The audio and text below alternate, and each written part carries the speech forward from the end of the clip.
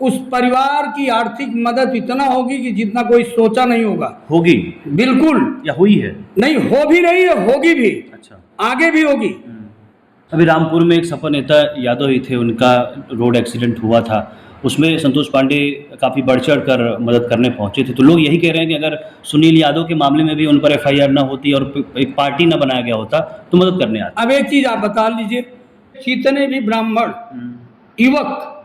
युवा लोग हमारे राष्ट्रीय अध्यक्ष जी को कितनी गालियां दी हैं। अच्छा, आप कह रहे हैं कि सारी चीज़ें मैनेज हो जा रही हैं।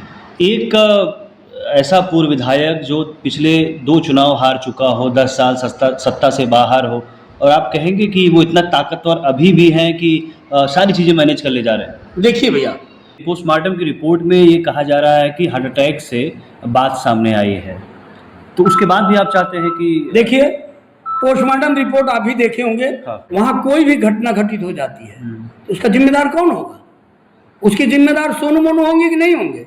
आपने कहा कि सपा अध्यक्ष ने या प्रदेश अध्यक्ष ने ये एक टीम गठित की 9 लोगों की, वो 9 जुलाई को आने वाली थी और अब 18 तारीख हो गई, बदला क्यों?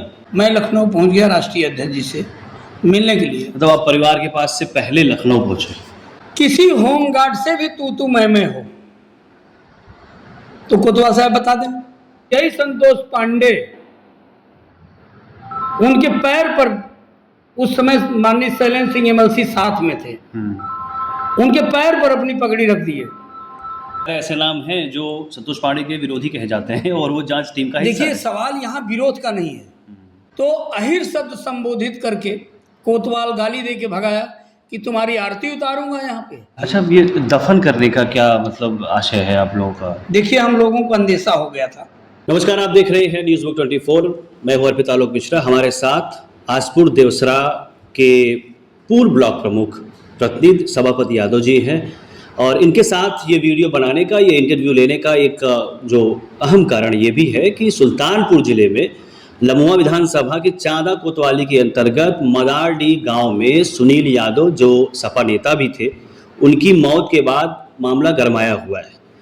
कहा जा रहा है कि ये, कुछ लोग कह रहे हैं कि ये हार्ट अटैक का मामला है, और कुछ लोगों का आरोप है कि इसमें पूर्व विधायक संतोष पांडे के साले विवेक मिश्रा का हाथ है। सुनील यादव की मौत के मामले में जांच की मांग उठाने के लिए, परिवार को न्याय दिलाने के लिए सभापति यादव काफ़ी मजबूती के साथ सक्रिय हैं। आपका स्वागत है न्यूज़ बुक 24 में।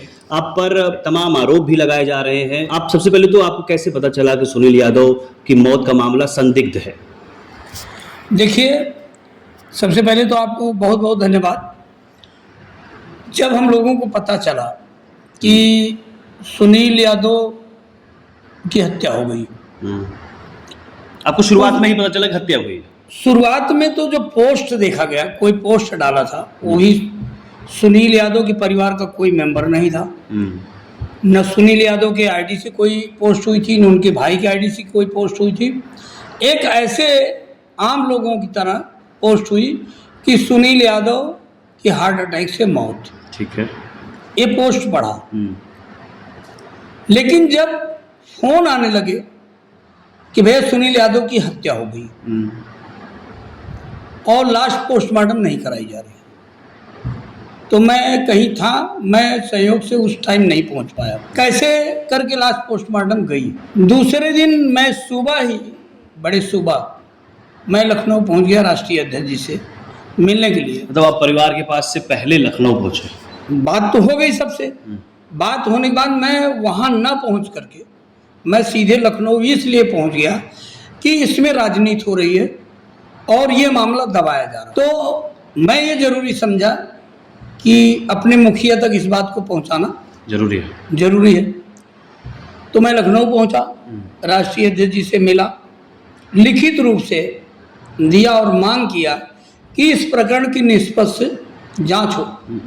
यहाँ से एक टीम भेजी जाए और टीम जाके जांच करेगी सच्चाई क्या है। क्या आपने वहाँ ही बता दिया था कि इसमें पूर्व विधायक का हाथ है? जब बात मेरे सामने आ गई, मेरे तक आ गई कि इसमें पूर्व विधायक संतोष पांडे और उनका सगा साला विवेक मिश्रा और एक निषाद लड़का, इन तीनों लोगों का हाथ है और सेम रोल है तीनों लोगों का। उसमें सेम रोल है। तो इसके बाद ये मामला जब लीपा पोता जाने लगा स्थानीय कोतवाल द्वारा जब लोग गए एप्लीकेशन देने के लिए, तो अहिर शब्द संबोधित करके कोतवाल गाली दे के भगाया कि तुम्हारी आरती उतारूंगा यहाँ पे। ये स्थानीय कोतवाल की भाषा है। ये परिवार गया तब? हाँ, तब इसके बाद जब ये परिवार के लोगों ने मुझे ये बताया कि स्थानीय कोतवाल ऐसे बोल रहे हैं, तब मैं समझ गया कि यहाँ से न्याय नहीं मिल रहा है। तब मैं लखनऊ गया, माननीय प्रदेश अध्यक्ष जी को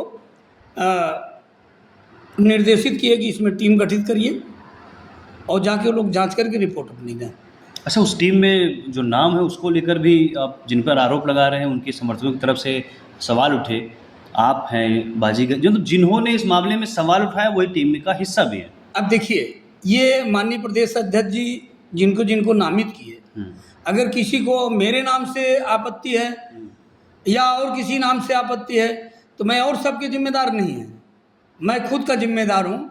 अगर मेरे नाम पे किसी की वो आपत्ति है और राष्ट्रीय अध्यक्ष जी, प्रदेश अध्यक्ष जी जब चाहेंगे कि मुझे नहीं जाना है तो मुझे नहीं जाना है। कई सारे ऐसे नाम हैं जो संतोष पांडे के विरोधी कहे जाते हैं और वो जांच टीम का हिस्सा देखिए, सवाल यहाँ विरोध का नहीं है, विरोध तो इस प्रकरण का, अगर किसी पीड़ित के साथ अन्याय हुआ है तो न्याय दिलाना हमारा लोगों का काम है, समाजवादियों का। आपने कहा कि सपा अध्यक्ष ने या प्रदेश अध्यक्ष ने ये एक टीम गठित की 9 लोगों की, वो 9 जुलाई को आने वाली थी और अब 18 तारीख हो गई, बदला क्यों? ये पार्टी मुख्यालय की बात है। नहीं, आप उसमें हिस्सा है, आपको नहीं बताया गया कि अब नहीं जाना इसलिए? नहीं, हमें ये बताया गया कि 9 तारीख वाला कैंसिल है, आगामी 18 तारीख को डेलीगेशन जाएगा। अच्छा, अब उसमें ये नहीं है कि किसका नाम है, वही नाम रिपीट है कि कोई नया नाम आएगा, ये तो पार्टी मुख्यालय जाने, हमारे माननीय प्रदेश अध्यक्ष जी जाने। अच्छा, वो डेलीगेशन का भी स्वरूप चेंज हो सकता है?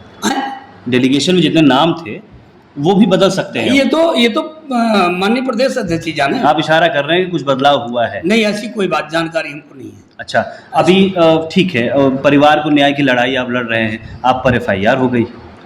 देखिए, ये तो दबाव बनाने की राजनीति हो रही है। जिन जिन लोगों के नाम FIR हुई है, जो आरोप लगाए गए हैं, पहली बात तो उसमें आधे से अधिक लोग वहाँ मौजूद नहीं थे। दूसरी, ये सबसे अहम बात, मैं वहाँ मौजूद था। अब कोतवाल और CO साहब भी थे वहाँ पे, किसी होमगार्ड से भी तू मैं हो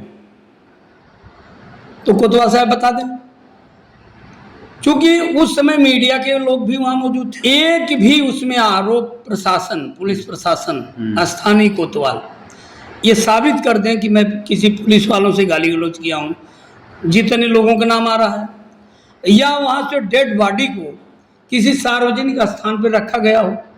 डेड बॉडी PM हो के जब से आई है, एक ही स्थान पर दरवाजे पे पड़ी है। आप लोगों ने ऐसा कुछ नहीं किया जिसे शांति, कोई भी ऐसी बात नहीं हुई है।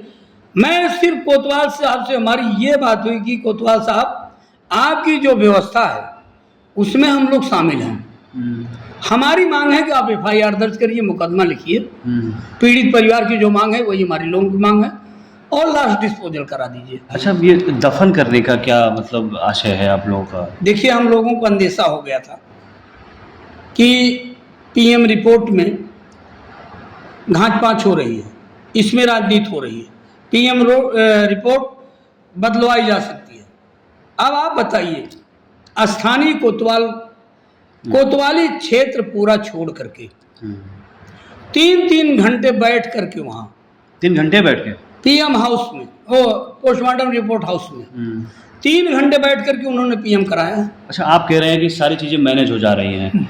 एक ऐसा पूर्व विधायक जो पिछले 2 चुनाव हार चुका हो, 10 साल सत्ता से बाहर हो, और आप कहेंगे कि वो इतना ताकतवर अभी भी हैं कि सारी चीज़ें मैनेज कर ले जा रहे हैं? देखिए भैया, ताकतवर जो भी हूँ, मैं उनकी ताकत का अंदाज़ा कभी लगाया नहीं, न उनकी ताकत का अंदाज़ा लगाने की मुझे कोई ज़रूरत पड़ी। नाम तो सुना होगा? नाम नहीं सुना, नाम सुना ही नहीं। 2012 में वो विधायक हुए, आप उनसे पूछ लीजिएगा उसमें सभापति का कितना बड़ा योगदान है।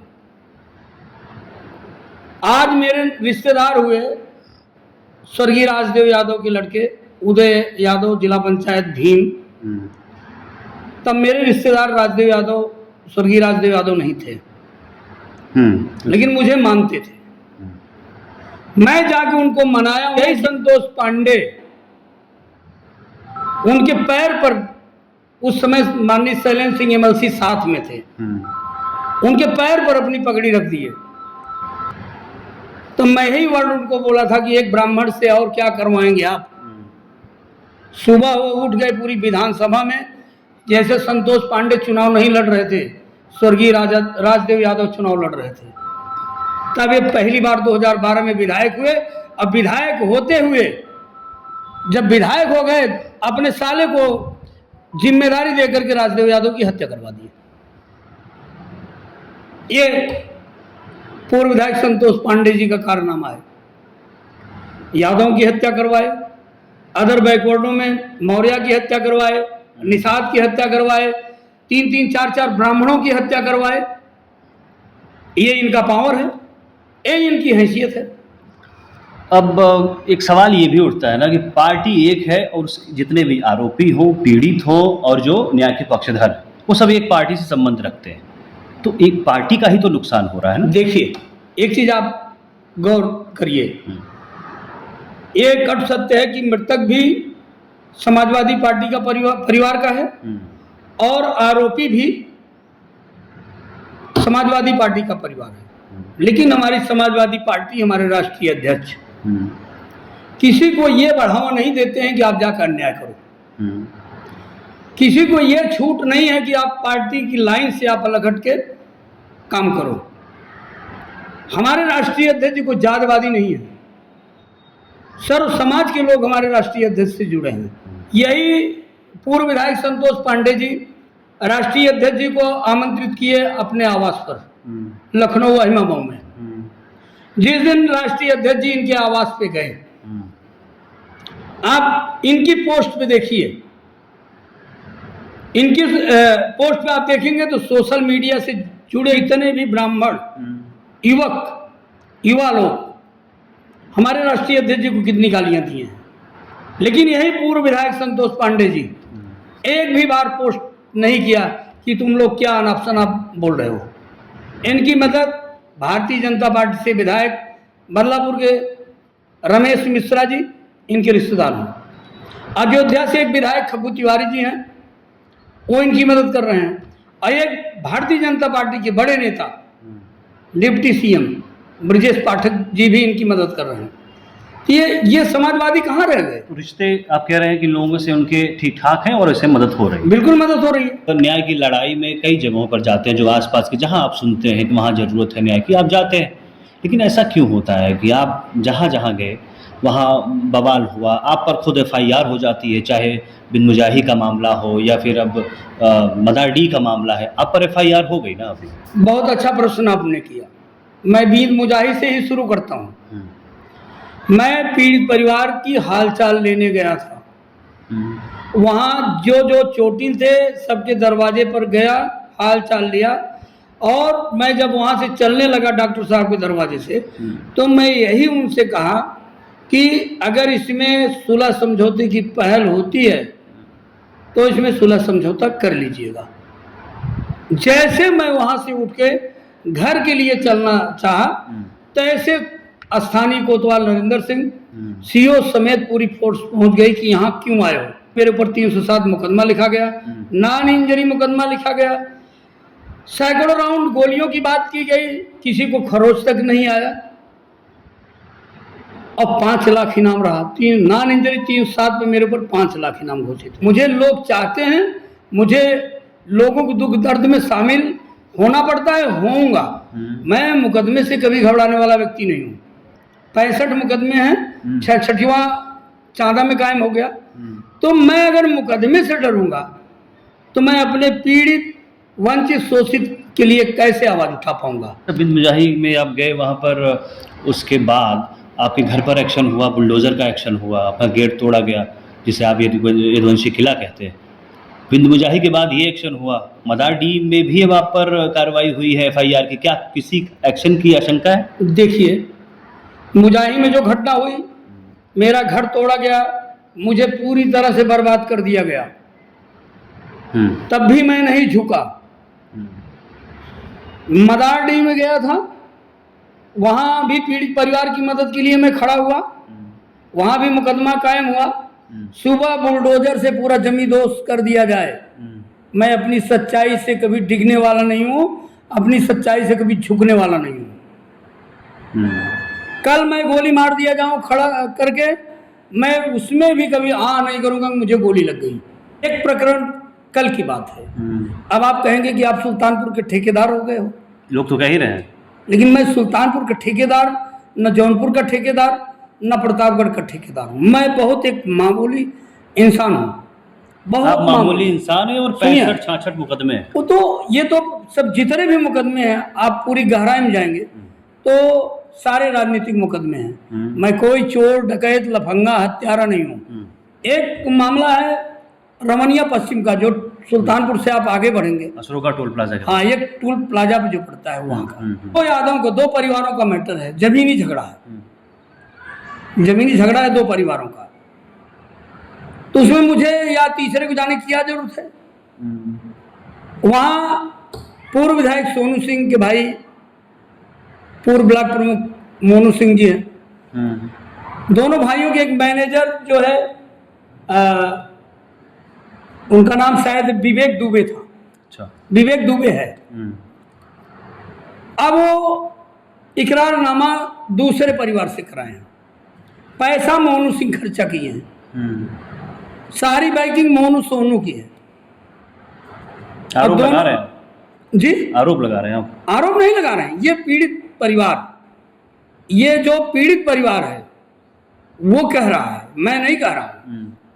तो इस तरीके से तो ये कह देंगे सुने ना? पहले, वो करोड़ों की जमीन है, कई करोड़ की जमीन है, तो उस करोड़ की जमीन पे नजर बैठाए हैं। अब उस यादव परिवारों को लड़ा करके वहां कोई भी घटना घटित हो जाती है तो उसका जिम्मेदार कौन होगा? उसके जिम्मेदार सोनू मोनू होंगे कि नहीं होंगे? उसके जिम्मेदार उनके मैनेजर विवेक दुबे होंगे कि नहीं होंगे? और दोनों लोग समाजवादी पार्टी के हैं। दुश्मनी पड़ जाएगी आप? कभी देखिए, मुझे दुश्मनी की चिंता नहीं है। मैं तो आपसे बोला ना कि कल गोली मार दिया जाऊंगा, उसकी परवाह मुझे नहीं है। कल बुलडोजर लग के पूरा जमींदोज हो जाए, लंगोटी पहन के घर से निकल जाऊंगा अगर एक सेट कपड़ा नहीं रहेगा। लेकिन मैं आवाज उठाने में थोड़ी पीछे हटूंगा। ठीक है, आप आवाज उठाइए। पोस्टमार्टम की रिपोर्ट में ये कहा जा रहा है कि हार्ट अटैक से बात सामने आई है, तो उसके बाद भी आप चाहते हैं कि? देखिए, पोस्टमार्टम रिपोर्ट आप भी देखे होंगे, मेरे पास है, मैं दिखवा देता हूँ। हाँ, बिल्कुल। पोस्टमार्टम रिपोर्ट में कहीं ये पुष्टि नहीं हुई कि हार्ट अटैक से मौत हुई। पोस्टमार्टम रिपोर्ट में ये कह रहा है कि मृत्यु का कारण पता नहीं चला। बिसरा, फेफड़ा और खून का नमूना बिसरा भेजा गया है। ठीक है। एक चीज आप देखे होंगे वीडियो में, सोशल मीडिया से देखे होंगे, बाएं चेस्ट पर चोट का निशान था, लेकिन पीएम बाएं चेस्ट को कहीं चीड़ा फाड़ा नहीं गया है। पीएम में बाएं चेस्ट की कहीं भी जिक्र नहीं की गई है। लेकिन जो अंदर खाने से हम लोगों के पास जो क्षण के विश्व सूत्रों से पता हुआ है कि उनकी बाएं चेस्ट की हड्डी टूटी थी, उनका अंदर ब्लड जाम हुआ था, जहां ब्लड इकट्ठा हुआ क्लॉटिंग हुई और सांस की नली जाम हो गई, मृत्यु हो गई। ठीक है। तो जब यहाँ चोट लगी थी, इनके सीने पर चढ़ के हुमचा गया था, मारा पीटा गया था, खून की उल्टी हो रही थी, तो मैं कैसे जान लूं कि हार्ट अटैक हो गया? अच्छा, ये सब कानूनी लड़ाई, न्याय की लड़ाई के बीच में परिवार को कोई आर्थिक मदद, सवाल उठा रहे हैं लोग कि आप लोग गए लेकिन सिर्फ आवाज उठा रहे हैं, आर्थिक आवाज ही नहीं, उस परिवार की आर्थिक मदद इतना होगी कि जितना कोई सोचा नहीं होगा। होगी? बिल्कुल। या हुई है? नहीं, हो भी रही है, होगी भी। अच्छा, आगे भी होगी, कोई सोचा नहीं होगा। ये तो केवल जो ऐसी अफवाह उड़ा रहे हैं वो पूर्व विधायक संतोष पांडे जी के लोग हैं। अभी उनसे मैं पूछता हूं कि वो मृतक परिवार को कै रुपए दे के चले आए हैं, वो मृतक परिवार को कितनी आर्थिक मदद पहुंचा दी है, तो बोलने वाले कौन होते हैं? अभी रामपुर में एक सपा नेता यादव ही थे, उनका रोड एक्सीडेंट हुआ था उसमें संतोष पांडे काफ़ी बढ़ चढ़ कर मदद करने पहुंचे थे। तो लोग यही कह रहे हैं कि अगर सुनील यादव के मामले में भी उन पर एफआईआर ना होती और एक पार्टी ना बनाया गया होता तो मदद करने आते। अब एक चीज़ आप बता लीजिए, अमरजीत यादव का एक्सीडेंट में उनकी मृत्यु हुई, उसमें संतोष पांडे जी अपने घर से एक पैसा नहीं दिए हैं अपने पास से, उसमें आवाज़ उठाए, लोगों से अपील किए, लोगों ने कलेक्शन किया, उनके पास इकट्ठा किया और अपना नाम कमाने के लिए उन्होंने ले जाकर के उस सहयोग धनराशि दिए, माध्यम बने। आप पता कर लीजिए। अच्छा, पैसा उनका नहीं लगाया? पैसा उनका नहीं लगा है कहीं। एक आखिरी सवाल आपसे करते हैं। अभी आप संतोष पांडे, सोनू मोनू, तमाम लोगों पे आरोप लगा रहे हैं। ये अगर देखा जाए तो एक सवर्ण कैटेगरी से आते हैं। आपका 3-4 साल पुराना एक वीडियो, आप समझ रहे होंगे मैं किस बात कर रहा हूँ। आप सुल्तानपुर में एक रैली में भाषण कर रहे थे, उसमें आपने मन से कहा कि जो भी समाज के लोग वहाँ आगे बैठे होंगे, उस रैली में लोग आए थे, उसमें आपने कहा कि सुल्तानपुर से किसी भी ब्राह्मण क्षत्रिय को जीतने नहीं देना है। ये पूरे समाज के लोग, जो भी चाहे वो सपा के हो, तब भी आप नहीं चाहेंगे जीते हो? देखिए, आपने बहुत अच्छा प्रश्न उठाया किया। मैं कहीं भी जाता हूँ, कहीं भी कोई बात आती है तो मैं यही बात करता हूँ कि अपने लोग कोई चुनाव जीते, चाहे वो प्रधान पद हो, चाहे जिला पंचायत हो, चाहे ब्लॉक प्रमुख हो, चाहे कोई भी चुनाव हो, पिछड़ा दलित अल्पसंख्यक चुनाव जीते। और आप लोग किसी को जीतने मत दीजिएगा, ये मैं आज भी कह रहा हूँ।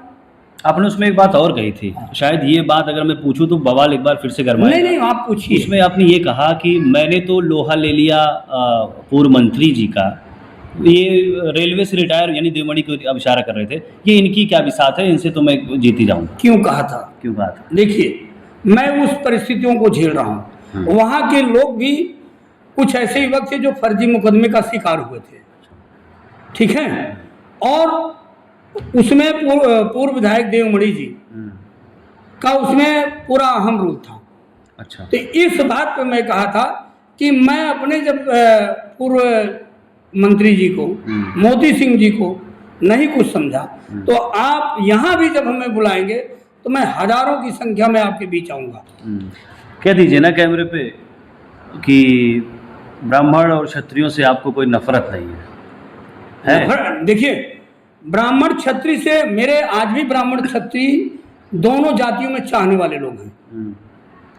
मैं जात से नफरत नहीं करता, विचारों से नफरत करता हूँ, सामंतियों से नफरत करता हूँ, मनवाद से नफरत करता हूँ। इस वीडियो के माध्यम से पूर्व विधायक संतोष पांडे को, उनके समर्थकों को कुछ कहना चाहेंगे किस मामले में? मैं यही कहना चाहूँगा पूर्व विधायक जी को और उनके समर्थकों को भी, उसमें सभी जाति धर्म के लोग हैं, वो अपनी भाषा पर कंट्रोल रखें।